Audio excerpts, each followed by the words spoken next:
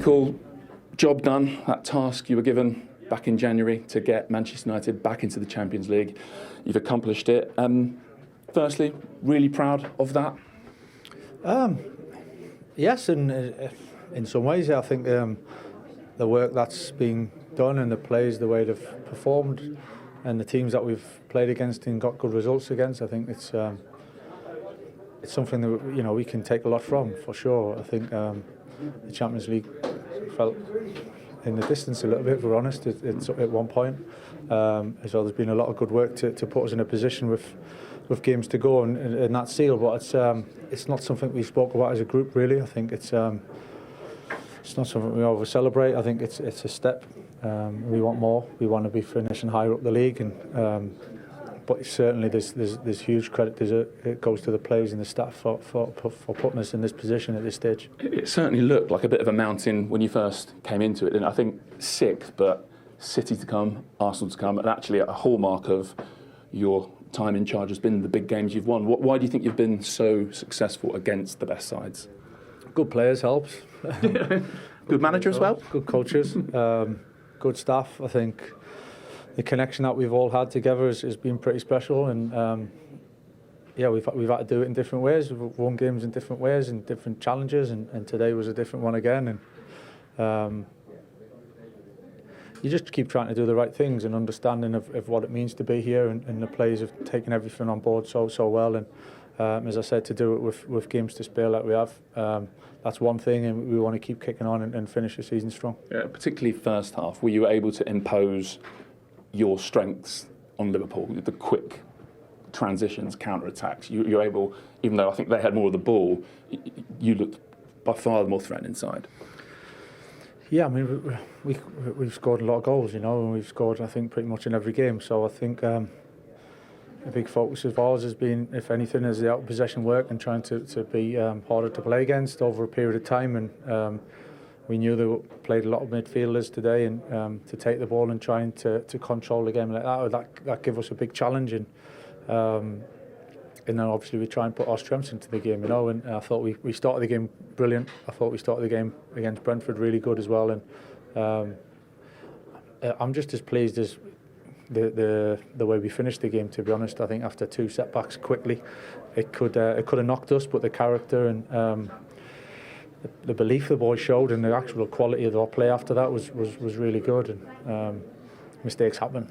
Two fantastic players to give us a lot to put us in this position. It's part of football, and fortunately for everyone, we managed to come out on top today. Yeah, what is the key then to, after almost giving them two goals, how do you what's the key to refocusing in that moment?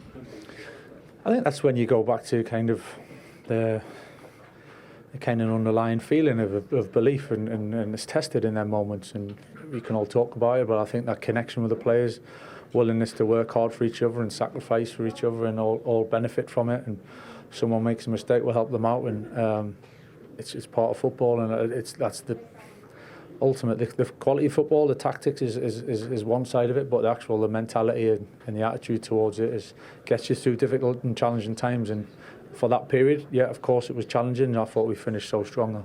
I remember speaking to you after the Arsenal victory, and you were part of the thing that really seemed to excite you then is I think you said you could add layers to what you'd already accomplished. When you look ahead with this group, tactically, maybe in terms of personnel, can you see so many ways this team can still improve, so many layers you can still add? Yeah, well, it's really encouraging. I think in our little league, if you like, for the 14 games, we must be top, if not near the top. You are top, yeah. That in itself is a lot of things that the boys have done really, really well. And of course, we want to keep improving of little bits, but I think we can't underestimate what the boys have done in that period of time, and in different ways, which has pleased me the most and gives us that flexibility moving forward. And of course, to add those layers, you're going to need a new contract. So, cup of tea, new contract maybe ahead in the next few days, few weeks? We can still add a few layers in the next couple of weeks or so, we'll begin with that. What happens now, though, Michael? Like, with this objective ticked off, you want to say, I think you've made that pretty clear. So what happens next?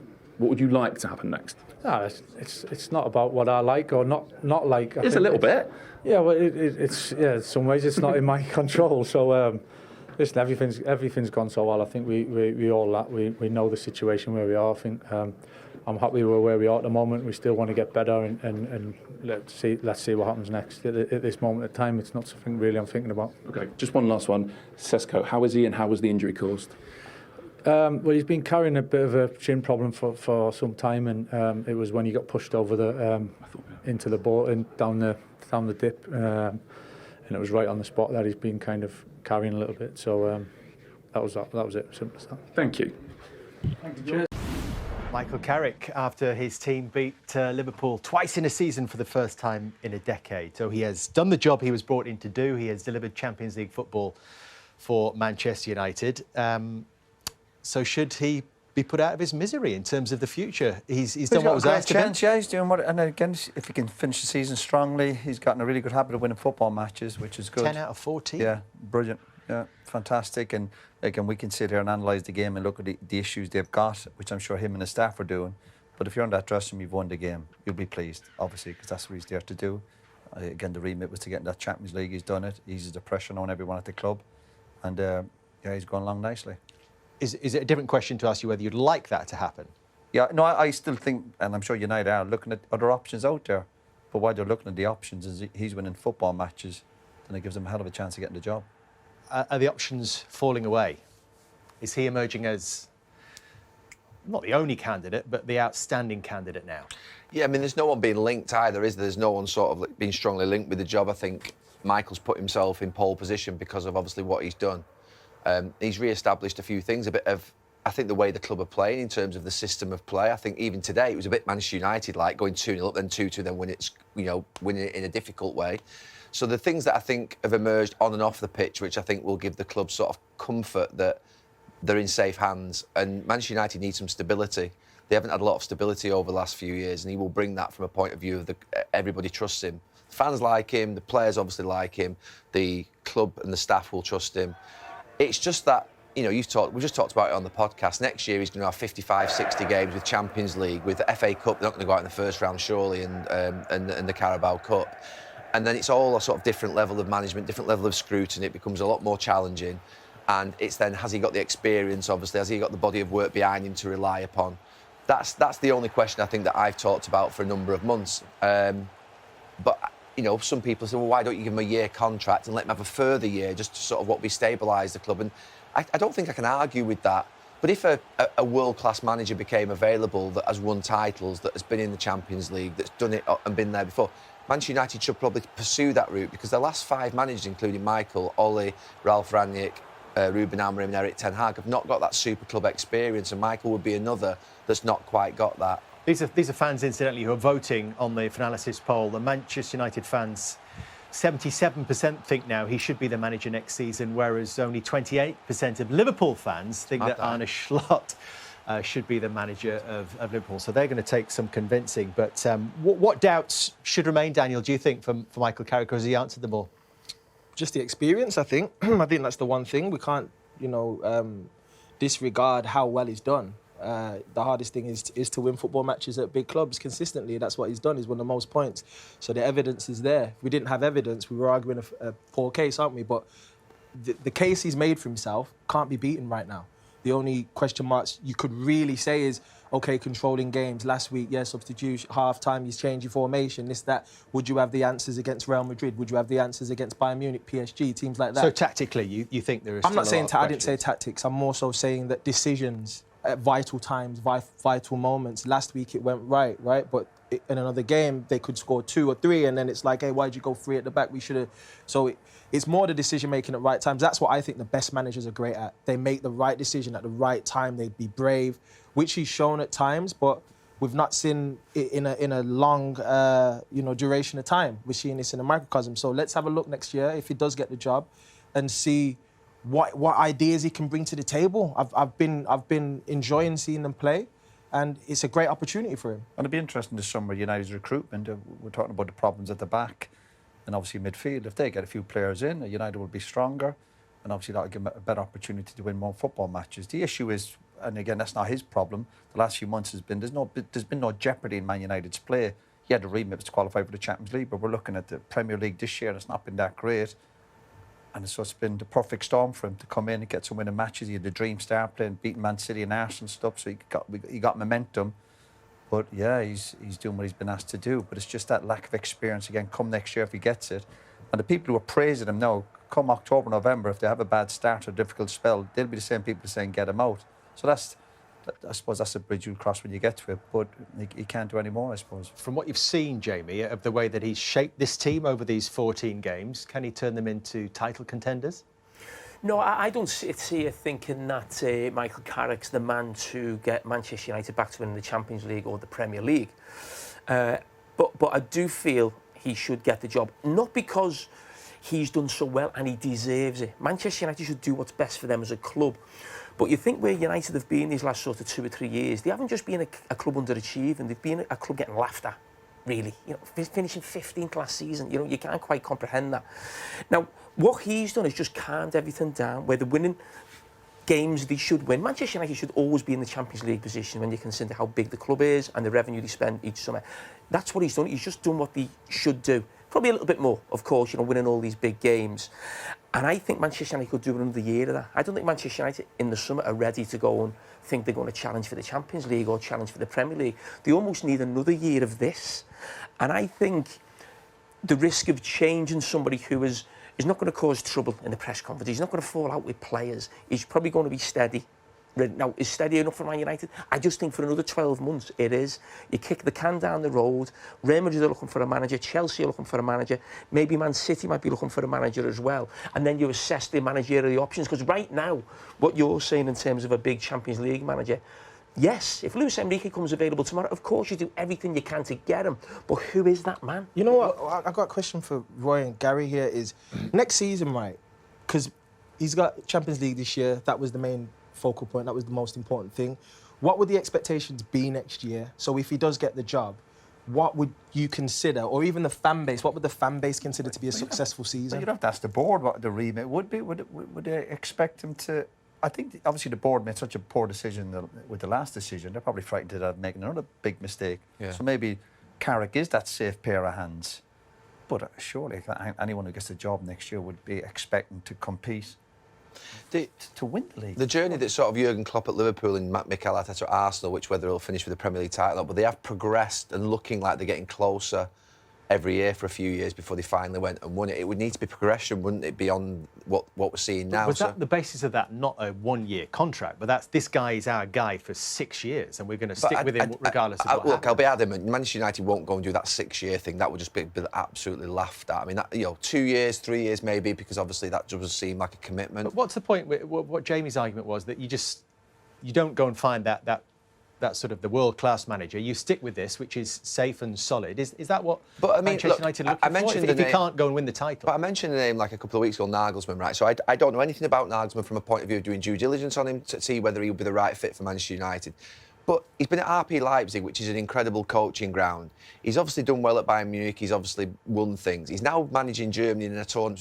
He's got a body of experience over 10 years that says this guy has worked in an elite environment. Now, if he becomes available after the World Cup, as an example, could he be the person? And what I do say about the Premier League title, and I think it is, to be fair, far-fetched that Manchester United will win it next season or the year after, but I do think at that point when Pep leaves, or at that point where they get maybe, if they were to be charged with some of the more serious offences and got some points deduction, it would be up for grabs properly in the next 12 to 18 months, the Premier League title. And at the moment, all I said on the podcast, which he laughed at, was that Liverpool aren't quite there right now. Chelsea aren't quite there right now. Newcastle aren't there right now. Tottenham aren't quite there. So Arsenal are. But if City were to obviously dip, who's going to step in and be that club that emerges out of that? Now, my view is you've got to appoint a manager that you think has the ability to exploit that moment. Now, I don't know if that's Michael Carrick or whether that's Nagelsmann or whether that's Pochettino or whether that's going to, you know, someone... But I'm not doing the due diligence. I'm not going around saying who's the best person to get it right. But that's what they have to be looking at. Who's there to go and exploit potentially this situation? That's an interesting point you raise, and we will just take a short break. And I mean, if you could have written a better week, could you have managed it? Nah, definitely not. With committing my future to the club and then winning at Liverpool and topping off with a goal, and it's amazing. Does scoring at the Stretford End against Liverpool ever get boring? absolutely not. I mean, I hope I can do it for the rest of my life and just bottle up that feeling, you know. When that ball falls to you on the edge of the penalty area, it looks like there's only one thing in your mind, and that is make as solid a connection as you can. Yeah, I mean, it was bouncing to me, and you just focus on keep it low, keep it away from the keeper. It was one of those games that was typically Manchester United against Liverpool, wasn't it? What are they like to play in? I mean, the hardest games of the season, one of the hardest games of the season for sure. You know, they're always a good side. You know they're going to come in, you know they're going to press, you know they're going to fight, they're physical, they're good on the ball. So you have to bring your A game against them and come out with a win like we did. And just finally, Champions League football next season for Manchester United, how does that feel? Yeah, it's amazing. Back where I feel we should be as a club. And you know, season's not over still. We still need to win these last few games, and then we can look towards next season. Colby, congratulations. Tighter, I think, than Gary might have thought at one stage. At 2-0, you might be thinking, oh, revenge here on the 7. I wasn't thinking 7, but I thought for half an hour gone, 2-0 up, I thought, Joe, go and score that 3rd and 4th before half-time. I thought they're there for the taking at that point. Second half was a bit of a mess for half an hour. And it gave us a much more interesting second half than it might have been. The question I posed before the break, so both of these teams are on 20 league titles. So, Daniel, who gets to 21 first? Who's closer? I think Liverpool. I do. Because I have belief in the players they've signed. I think they will come good, and we'll see them figure out a formation, figure out how to get the best out of them. They've got to make, you know, some pivotal signings, but I actually truly believe in the quality of the players they've got going on, specifically in the attack, that they win you games at the end of the day, you know. So I think Liverpool. Are you as confident?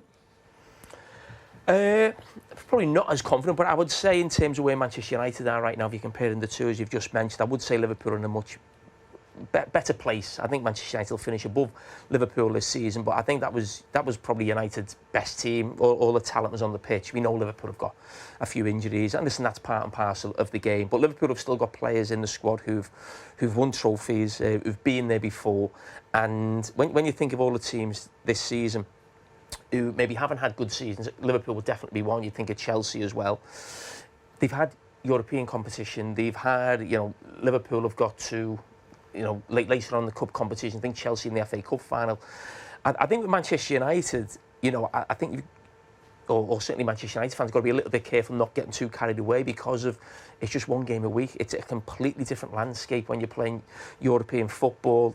Man United should be getting to the quarters, semi-finals of cup competitions, and that will probably happen next season. And I think for Manchester United, they've got Champions League football next season. That would still be a really good job, whoever came in as manager, because it will not be like that next season. And I think the other teams in the league won't be as poor. You're nodding sagely there, Roy. I mean, we shouldn't forget the last time Manchester United were playing in Europe, they finished 15th. Yeah, well, they're the demands. But again, if you're playing for the big club, that's what you're expected. You're expected to be in cup competitions. You're expected to be in Europe. You need to be robust. You should be able to play 3 games a week.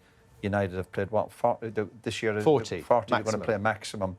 So, yeah, physically, that's a lot easier for the team to cope with. So, yeah, that's why it's no shock or surprise United have qualified for the Champions League, because they know the demands. There's been no jeopardy in their games and no real pressure. Pressure playing for Man United, winning games, of course, but not if they lose today. It's going to be, you know, might cost them the league title. They don't have that pressure. But we go back to recruitment. I think if United buy a couple of defenders and a couple of midfielders, then, yeah, there will be improvement. Of course there will, because the recruitment has improved. That's been a big issue for the last 4 or 5 years. But last summer, the attacking players they brought in, players who were used to the Premiership, and that's the word I would use, that lads who are robust, who are used to the demands. And of course, there's going to be a lot more demands next year, because you'd expect them to go forward, obviously, in the cup competition, domestic, and they've got the Champions Leagues to come with it. And obviously, a lot of these top players are also playing international matches. So that'll be the challenge next year. But hopefully the club and the team will be ready for it with a strong enough squad. What's your take on this, Gary? I get the sense that you feel there might be an opportunity. No, I mean, look, there's a couple of real unknowns. How both managers, if it's Michael Carrick, which we think it probably will be, and Arne Slot, basically start next season, and the second unknown is basically which club's going to recruit better this summer. So United are going to sign 3 or 4, and Liverpool are going to sign 3 or 4. And the third unknown probably is how much money has each club got to actually recruit in the summer. We don't quite know really, you know, with Liverpool, whether they can go again and spend 150, 200, and whether United can go again and spend, you know, 150, 200. So we don't. The 3 unknowns are there, and obviously whoever managerially, who's got the most money and who gets the recruitment right will have a massive impact in terms of who's better next season. I do think the league could be up for grabs in the next couple of years. And what I'd like to think is that, I'm a United fan, that Manchester United could be the club that could exploit that, because I do think at some point Pep has to leave, and I do think at the moment the big clubs aren't quite right. Arsenal are obviously ahead of everybody at the moment, but I do think that who's going to challenge Arsenal when Pep leaves? Who's going to? It could be Manchester City again, but if they get those points deduction, which could come in if they were to have what would be some of those more serious charges, pressed on, then there is a potential league title up for grabs in the next sort of 1 to 2 years. So I'd like to think it's United, but it depends on those unknowns at the very beginning. With Liverpool, Liverpool can't rely upon the experience of basically, Salah's going to leave. They've all left. Robertson's going to leave.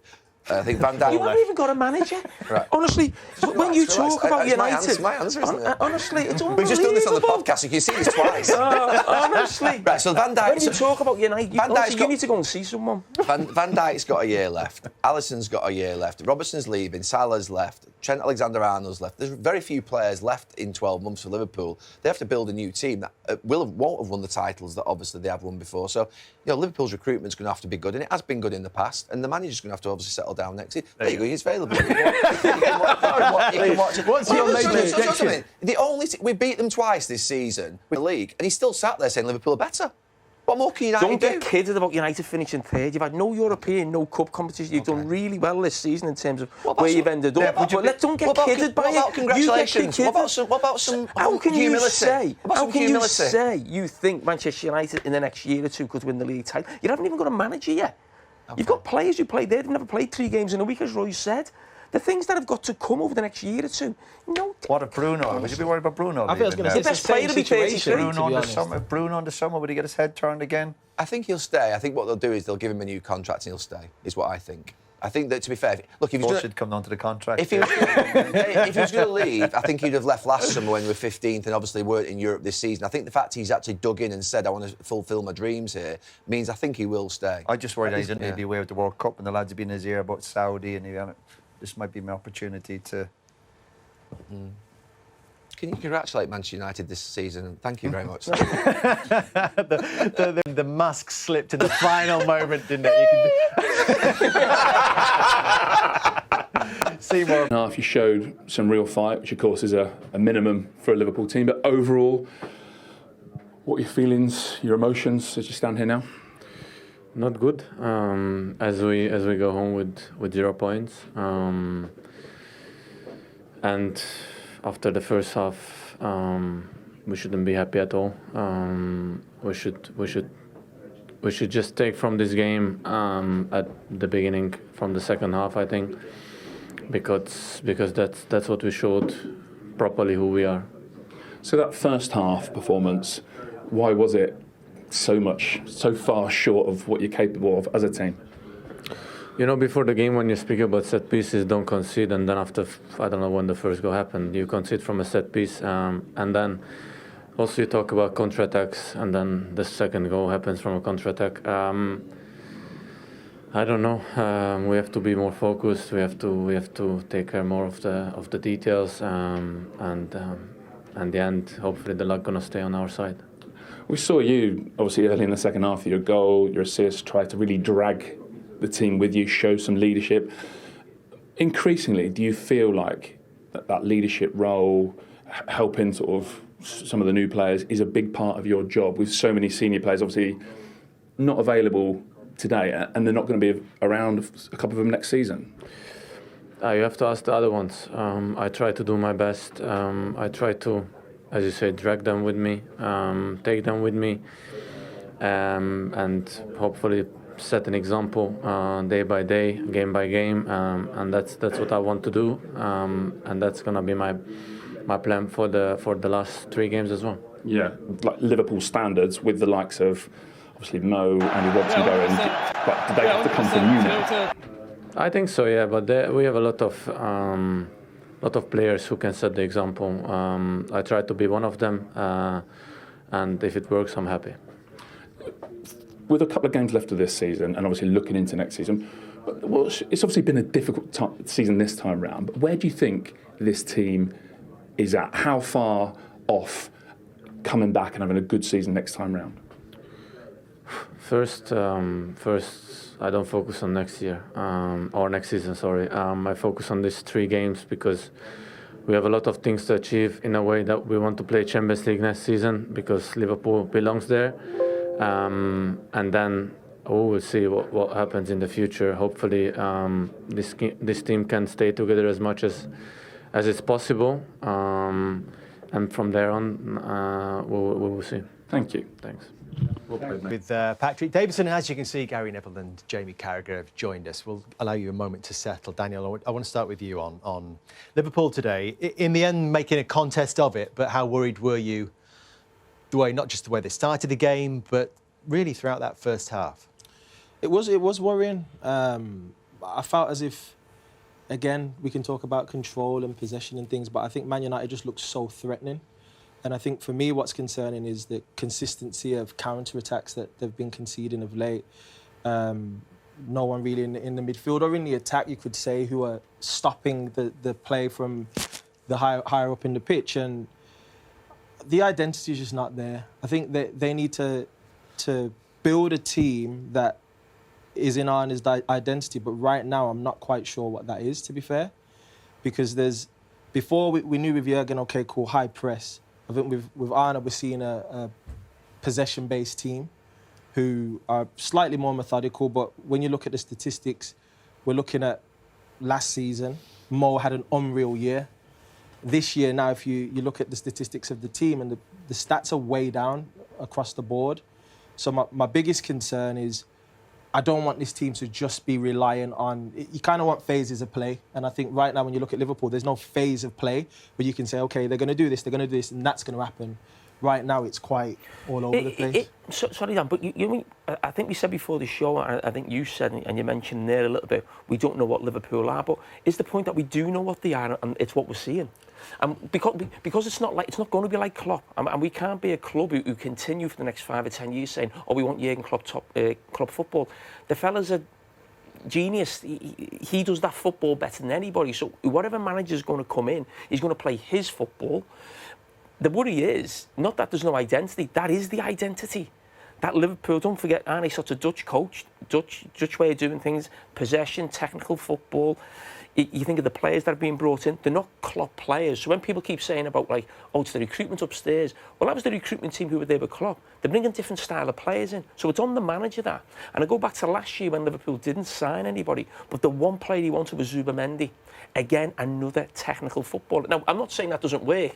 The most successful team in the Premier League the last 10 years have been a technical football team. But we're going away from what Jurgen Klopp was because this manager wants that.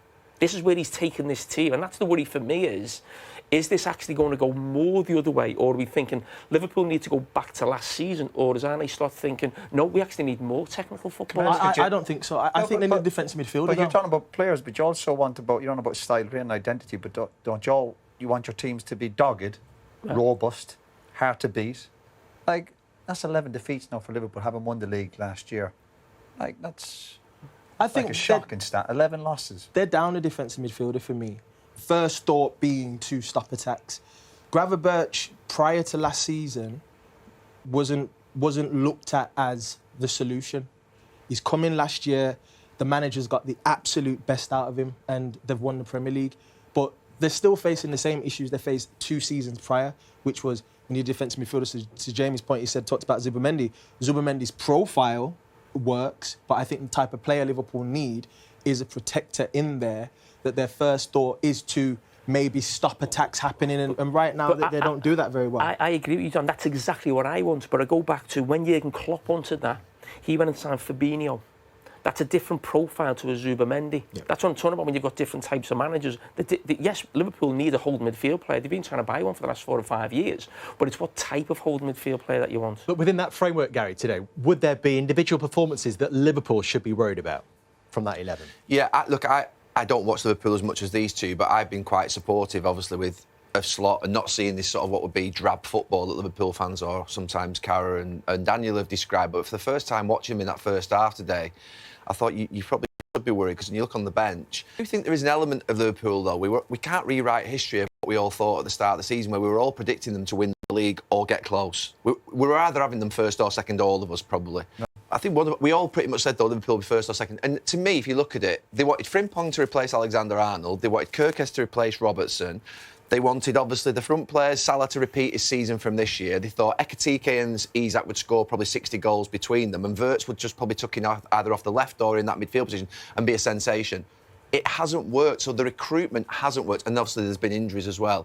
So they have tried to, I think, just to be fair, from last season, replace the players that they knew were ageing or needed to be replaced. And those players that have come in other than Ekitike really haven't settled. Kerkez and Frimpong have not been anywhere near the levels of Robertson and Trent Alexander-Arnold at the best. Salah has been nowhere near the level of the previous Mo Salah. Ekitike and Isak have been nowhere near the levels of Diaz probably, and Jota, and obviously Firmino or whatever it was a couple of years ago. So they just haven't settled in yet, the players that they've actually signed. And I can't work out whether it's a really bad situation for Liverpool or whether they just need to be patient and let these players emerge next season and become the players that maybe they think Is that they an are. individual problem or is that a coaching problem? Well, listen, Liverpool fans right now will say it's a coaching problem.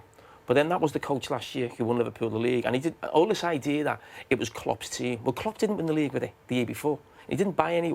He changed things around slightly, but Gravenberch played Diaz middle, got a lot more from him, got a lot more than Mo Salah. Jurgen Klopp had done maybe a couple of years before, giving Mo Salah almost like a free role. But what Gary's saying, and I agree, and this is what the hierarchy at Liverpool will tell you, they've bought talented players, they have. Now, besides Trent and Frimpong, because Trent's a better player than Frimpong, wherever they've replaced other players, there's no doubt the more talented the players they've got now, but they're less industrious. So obviously we had the tragic situation with Jota, but you think of Jota as a player, you think of Núñez as a player, you think of Diaz as a player. Not the greatest players in the world. Don't stop running. But they don't stop running, they don't stop working. Now, is Isak a better player? Is Ekitike more technical? Is Wirtz a better player? It's sort of technical. We'd say yes. But there's definitely something missing, and that's what I talk about, changing the team and the profile of the team. But the one player, when you're saying, who I think's had a very easy ride, Florian Wirtz, and I think we shouldn't be just, I've never moved clubs, lesser known in terms of moving country as well, but I think we've really sort of given him time and come on, what are you going to do? We've been kind to him, haven't we? Very, very kind what to him. him. What did you think of him today? We should. He was poor today, and even if Liverpool play really well, it's still Szoboszlai, and even at times this season, Salah hasn't been the Salah of last season, but he's still been one of Liverpool's best attackers. I commentated on Liverpool away at Burnley. I think it was about the 4th or 5th game of the season, and I described Florian Wirtz as being neat and tidy, and I was trying to be kind then. I wouldn't describe him as anything different right now. He's a year into his Liverpool career. I think that the issue is there is a transitional phase happening right now, and it's difficult to see. Not just for Wirtz. No, but I'm talking about the whole team. That's what I'm talking about. I'm saying that when I look at the team, I think they're in a transitional phase where, from an attacker's point of view, right, whenever I've been at my best or whenever I felt an attacker's been at his best, there's been consistency, there's been individuals knowing how to get the best out of each other. I think when I look at Wirtz needs a connection with players. He hasn't built a connection yet with the attackers. You look at Bruno today and it's like, I know where runs are going now. I'm going to play that first time around the corner to Šeško and he's going to go on the end of it. You don't really see... You see maybe one game and then it will go for 4 or 5. And I think with Wirtz, having natural centre forwards next season, obviously Mo Salah's going to move on, right? He's got to be building a connection with Isak. That's got to be the first. Daniel, do you think he's got? I think he's got the talent. Do you think he's got the personality, Wirtz, on the pitch? You think about Bruno, 19 assists, and Bruno sometimes we've had a go at him for his personality, but what you can't deny is his personality. He has got a personality. He stands up there and he actually puts himself out there on the pitch. His character's there for everyone to see. Has he got that personality, Wirtz, to be able to go and grab a game or to be that player? That's the only thing I don't see quite now. Now, he is youngish, but has he got the personality? I think you'd have to give him a bit more time. Yeah, but you have to give him I think he does. I think so. I think he does. We mentioned him long. There was players like that in attacking position or midfield. People like Modric, going back years ago, the first year or two, you'd be writing these lads off and then they end up being great players. So I think there is a talent there. But I agree with Daniel. He's got to build up some sort of relationship with some attacking players, another pre-season and a stronger looking Liverpool next year. Beaten today, 24 points down on this stage last season. Here is Arne Slot with Patrick Davison. Well, Arne, some fight and some resilience shown in that second half. But when you think about why you've lost that game, what's at the forefront of your mind? that we weren't able to control their strengths. We were aware of the fact that they have many strengths, but two of them are definitely the set pieces, and the other one is the counter-attack. And the first goal we conceded was a set piece. And the second one, yeah, you have to know where to lose a ball if you play against United, who were at that particular moment in a low block. They're really strong and aggressive when you play the ball into the middle. With the Casemiro's, Mainu's and their centre-backs, yeah, and then you lose it. They have so many fast players. And of course Bruno Fernandes to hurt you in transition, and that's exactly what happened in the second goal. And then we were 2-0 down, came back in the second half to 2-2. But as always, we were able to switch off in one moment and immediately concede the goal. So did you have the sense, first half, that you had a lot of the ball, but they had almost all the threat? Yeah, that's exactly what it is, yeah. We had a lot of ball possession, and that's probably also what they give you, as I said. They have many strengths, but one of the strengths is also defending in a low block and then play the counter-attack. And that's also why in the second half I tried to play a bit more on both sides with wingers, because we went in the first half a little bit too much through the middle, and then they can counter-attack you. By bringing Florian off the left in the second half, we could play maybe a bit more around. And it helped, of course, that we immediately scored the 2-1. Were there too many sort of familiar problems today? I mean, obviously the injuries, which you can't do too much about, but the conceding from the set piece. I think you said, as always, or again, it's switching off at a moment where you've got back to 2-2 and it's a late-ish goal you've conceded once more. Yeah, I don't think anyone expected maybe us to lose that game after the 2-2, although if you look at our whole season, maybe you do, because you know that usually when a team comes back to 2-2 and is that well into the game, so that playing that well, then usually the expectation is more that team would score. But as has shown so many times this season, when we are playing well and we are coming back into the game, or we think we are able to win it, then in one moment we switch off, and Cross being given 2 goals where we didn't win the header at the second post, and the ball fell for Manu, and a great finish from him. Any complaints about their second goal? I'm guessing not. You haven't raised it, but I mean, if you really magnify it, it looks like it probably does brush his fingertips. Yeah, if it is a touch, it's never a lot, of course. And then you can argue, if you just watch football, you can argue, should it be disallowed? Then yes or no, if the touch is so light. But yeah, if it was a touch, then it should have been disallowed. But I don't think. I want to focus on how we conceded that second goal, because that's where we can do better. But in the end, then if you concede it and the VAR is going to check it, then we all know this season what the outcome for Liverpool is.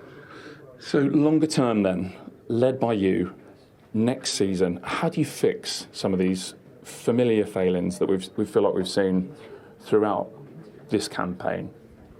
Yeah, I think the margins are not so big between us being able to win a game like this and not. And I know quite clearly what we need to improve. And we are already working these weeks hard on that, because we have a bit more training time now. And as you said, the same issues mainly come back, and that's not a complete surprise, because there's not a lot you can change during the season. Of course, tactically and these kind of things you can change certain things. But for me, it's quite clear where we have to improve, and we will improve next season. Yeah. Can you share some of that with us? No.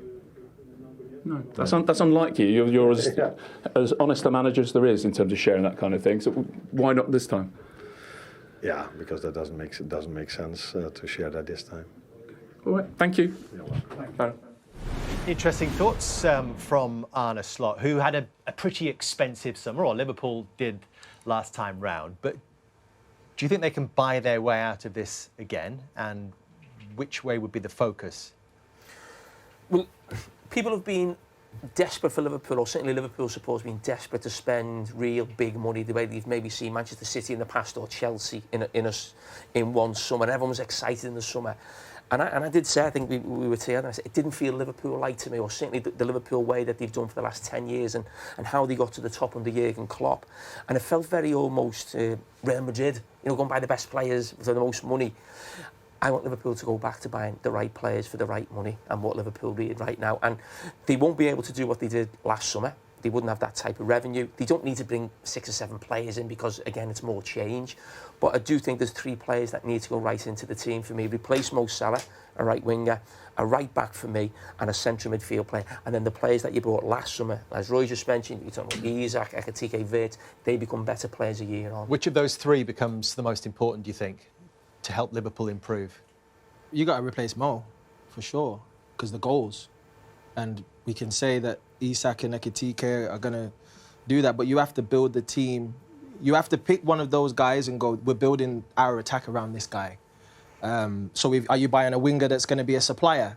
To get the best out of the 2, you're going to buy Arne Slot's hinted that Isak, to get the best out of him, needs someone who's actually not going to come inside and shoot, but actually going to try and cross. Is the young lad not going to be so? I mean, he looks pretty talented, him. Rio. Yeah. Rio's fantastic. I like him off the left. He can play both wings, obviously, but I like him off the left. I think the defensive midfield area is something that Liverpool have been missing for years. And we had Fabinho, I think the midfield that we had of previous years, I think psychologically we're already more defensive. We had Hendo, we had Milner, we had Fabinho, we had Gini, who sort of sacrificed his attacking play because when he came from Newcastle, he was a goal scorer. But then he came in and became more of a workhorse. And I think when you look now, you sort of see Gravenberch, who's kind of in between, more of a Gini. You've got McAllister, who I'm not 100%, he's kind of in between. And Szoboszlai, I think, is more of an attacking, pressing, kind of more in like an Emre Can. I'm not saying they're the same, but Emre was more of a worker, back and forth, sprint. I think with Liverpool now, they need to go, we need a guy to come in and allow for Wirtz to be free. Like, because if you play Wirtz in the 10, the 2 midfielders need to be defensive. I think when I think of Florian Wirtz, they're not going to get rid of Florian Wirtz. They spent a lot of money on him. And I think if you've got a player like that who's so small, probably doesn't cover the ground, not the quickest, everybody around him needs to be able to run. You've almost got, passenger's the wrong word, but luxury, if you like. Liverpool have got too many like that without the ball. I think of Curtis Jones, like that lovely footballer, McAllister the same. Then you've got Florian Wirtz in the team. For me, I'd only want one in the team. But again, I go back to Arne Slot and the way he wants to play football and almost the Dutch way of playing football. I don't think he will see it like that. I think he'll still want more technical footballers in there. I think Liverpool lack physicality to cope with the Premier League, whether that was set pieces for a lot of this season and also dealing with counter-attacks. It's going to be a real battleground, that midfield transfer window, because United need 2. Obviously, Liverpool need 1. As it was a couple of years ago, remember when Liverpool were trying to buy Lavia? Yeah, you could argue that Arsenal may want to look at someone who can support Zubimendi. Obviously, they're playing Lewis Skelly in there yesterday. So there's elements. City, I think, are out in there for one to back up Rodri. So I think you'll be 4 top clubs in the country all looking for these types of players. Do you think that's where that feeling of softness has crept in with Liverpool? You talked about that earlier. And I think, and obviously we saw it today. And I think the worst insult you can have for a team as a player when people say you're easy to play against, and Liverpool are certainly this year. And you were obviously 11 league losses, you were saying 19 in total. If teams are thinking you're easy to play against, that's an insult if you're one of the bigger clubs on the back of winning the league. I think that will hurt Liverpool and the manager more than anything else. I'll ask you a question on from a midfielder's point of view, right? How do you perceive breaking a counter-attack or stopping a counter-attack in that midfield area? Decision-making, being in the right position. We spoke about players making decision-makings when Liverpool scored the first goal. Making fouls at the right time, your decision-making, making sure you're not getting ahead of the ball. We saw United make that mistake with the first goal, too many getting forward. Just football intelligence, always have the ball ahead of you. And that comes from more experience. I learned that more as I got a bit older. You won't find Manu having that in his game just quite yet.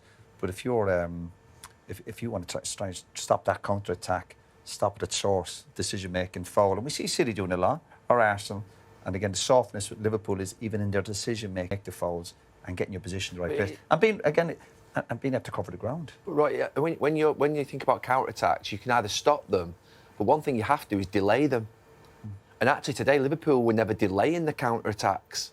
Do you know what I mean? They were always in a position where, like, sometimes a midfield player, always in midfield, say, on his own, and let's say there's 2 centre-halves behind him and there's 2 or 3 breaking, they've just got to hold the ground, delay. Slow them up. Slow them up and delay. And I don't think Liverpool delayed the counter-attacks, let alone win the ball back. We started right at the very top of the show talking about this being a hugely important day, not just for the clubs, but for the 2 managers, one who's already in there and won a title and one who's trying to become the permanent manager of Manchester United. We'll come on to Michael Carrick, but In terms of Arne Slot, Jamie's already said that he's pretty much thinks he will be in there next season. How far are you in Arne Slot's camp right now in terms of would you be concerned about him if he didn't start the season well next season after another summer of recruitment? I can't think too far ahead. I think the most important thing for Arne Slot is to come up with a solution for the problems this season. But you would trust him to do that, would you? Of course, you have to. He's won the Premier League last season. Yeah, cool. This season have not been as good as they are. They're in the top 4 right now. Get Champions League football, you regroup, you decide on a framework, the players who you believe are with you and the players who you truly trust, and build around them. You've got to give the man time to implement the philosophy he has now. We're seeing a legacy player in Mo Salah moving on now, who the team was, effectively the attack was built around him. Robertson, the mainstay at left back, of course this season Carrick has come in.